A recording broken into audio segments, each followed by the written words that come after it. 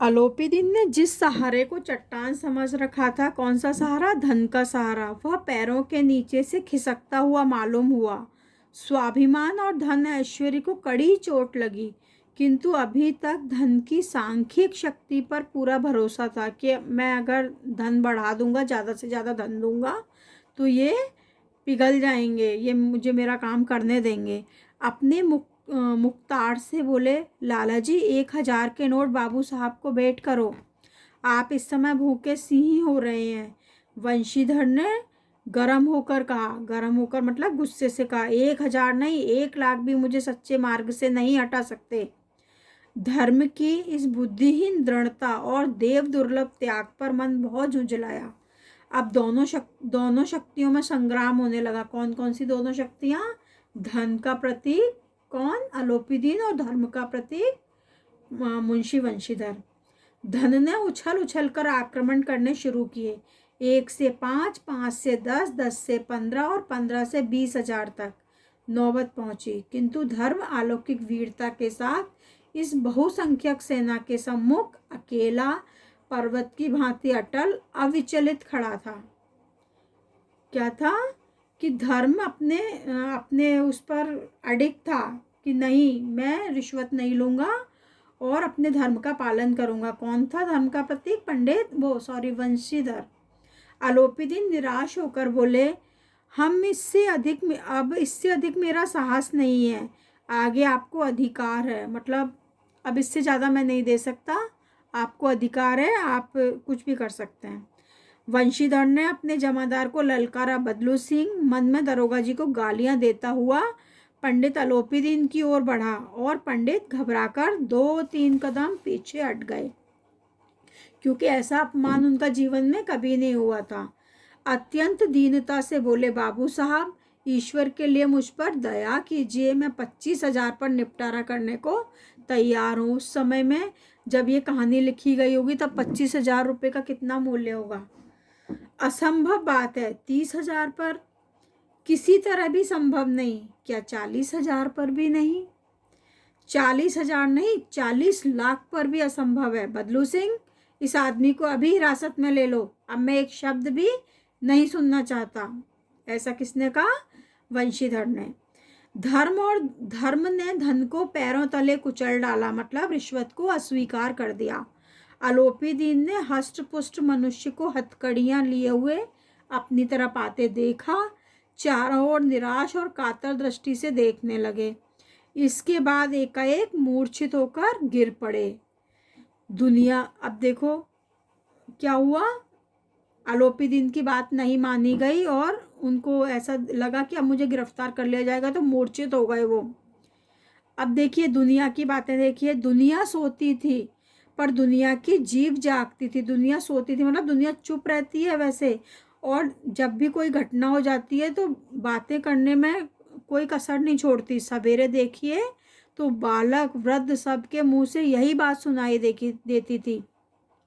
जिसे देखिए वही पंडित जी के इस व्यवहार पर टीका टिप्पणी कर रहा था, जबकि पहले भी सबको पता था, लेकिन कोई उस बात पे ध्यान नहीं देता था, कोई बात नहीं करता था, क्योंकि उनका दबदबा था समाज में। निंदा की बौछारें हो रही थी, मानो संसार से अब पापी का पाप कट गया।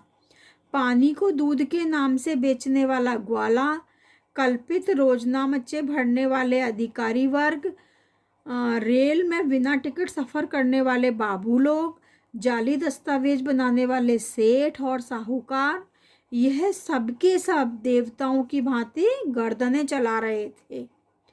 मतलब एक दूसरे के से बातें कर रहे थे, बुराइयां कर रहे थे अलोपीदीन की। जब दूसरे दिन पंडित अलोपीदीन अभियुक्त होकर कांस्टेबलों के साथ हाथों में हथकड़ियां, हृदय में ग्लानि और शोभ भरे लज्जा से गर्दन झुकाए अदालत की तरफ चले, तो सारे शहर में क्या हो गई? हलचल मच गई। मेलों में कदाचित आंखें इतनी व्यग्र न होती होंगी, भीड़ के मारे छत और दीवार में कोई भेद न रहा। लोग देखने के लिए बड़े उतावले हो रहे थे कि कैसे उनको, इतने बड़े आदमी को ले जाया जा रहा है अदालत में। किंतु अदालत में पहुंचने की देर थी। पंडित अलोपीदीन इस अगाध वन के सिंह थे।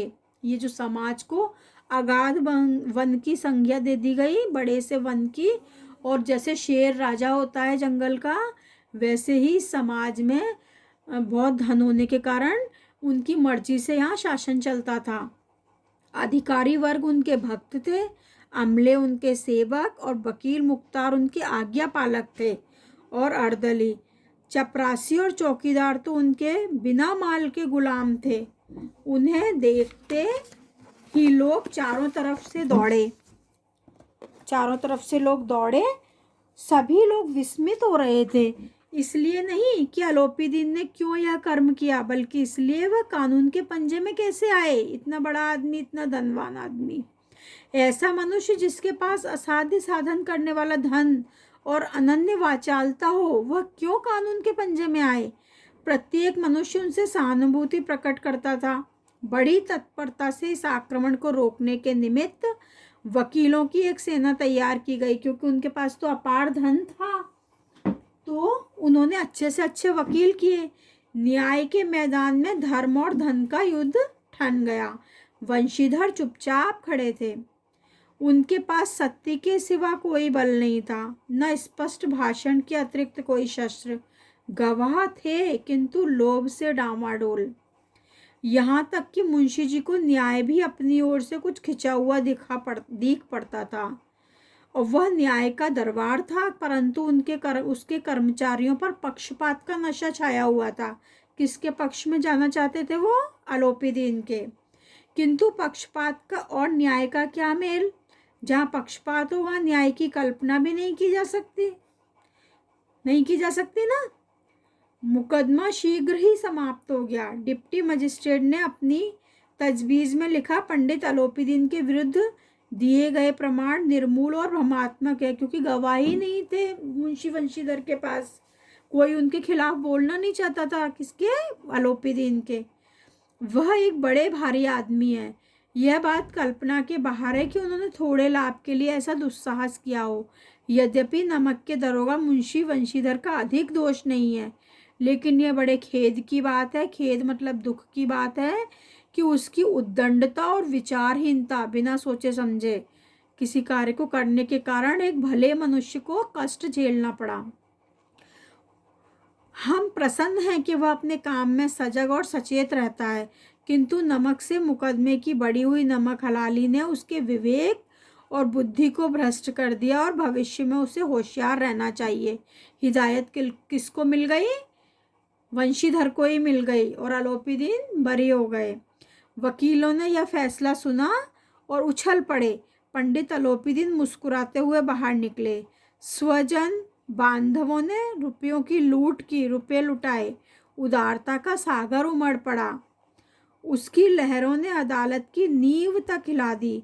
जब वंशीधर बाहर निकले तो चारों ओर से उनके ऊपर व्यंग बाणों की वर्षा होने लगी।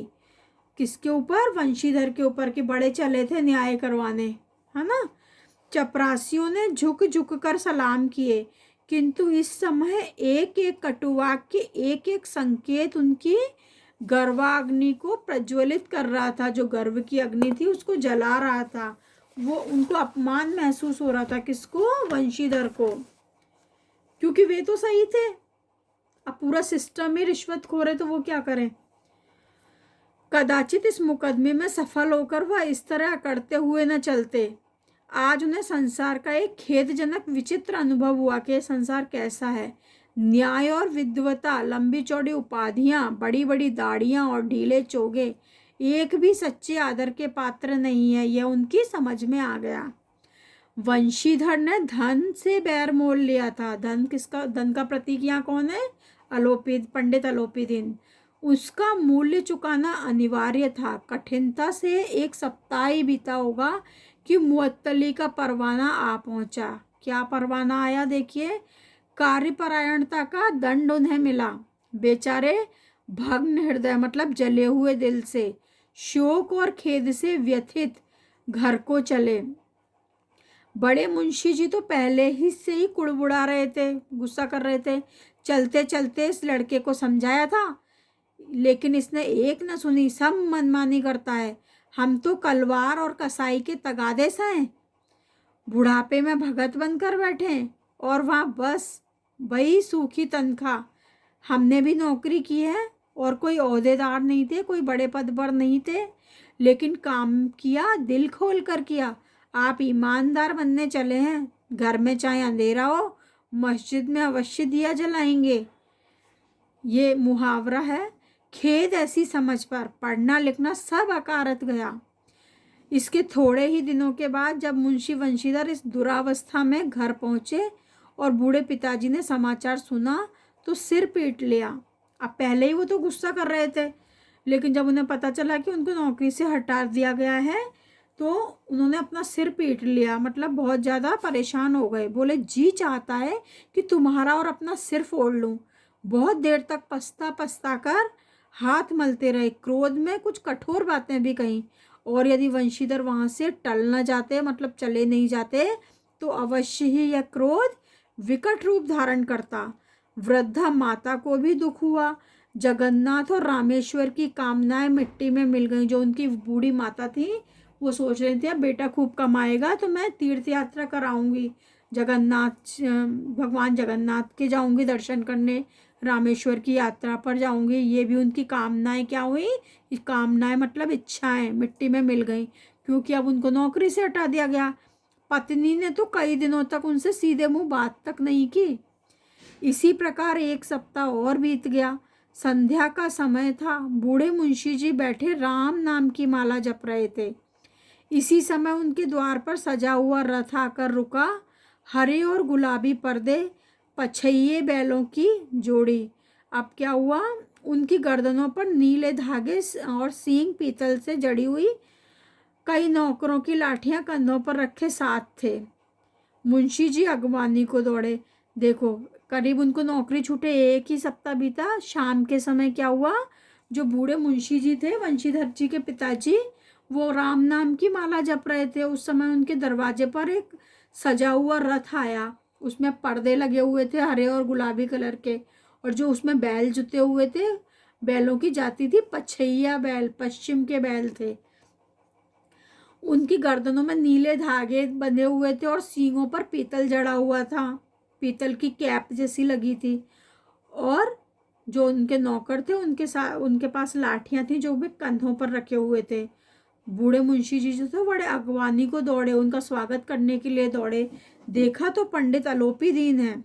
देखा तो कौन आया था उनके घर, पंडित आलोपी दीन। झुककर दंडवत की, और क्या हुआ, झुककर उन्होंने दंडवत की और लल्लो चप्पू की बातें करने लगे। हमारा भाग्योदय हुआ जो आपके चरण इस द्वार पर आए। आप हमारे पूज्य देवता हैं। आपको कौन सा मुंह दिखाएं, मुंह में तो कालिख लगी हुई है, किंतु क्या करें, लड़का भागा कपूत है, नहीं तो आपसे क्यों मुंह छिपाना पड़ता। ईश्वर निसंतान चाहे रखे पर ऐसी संतान ना दे।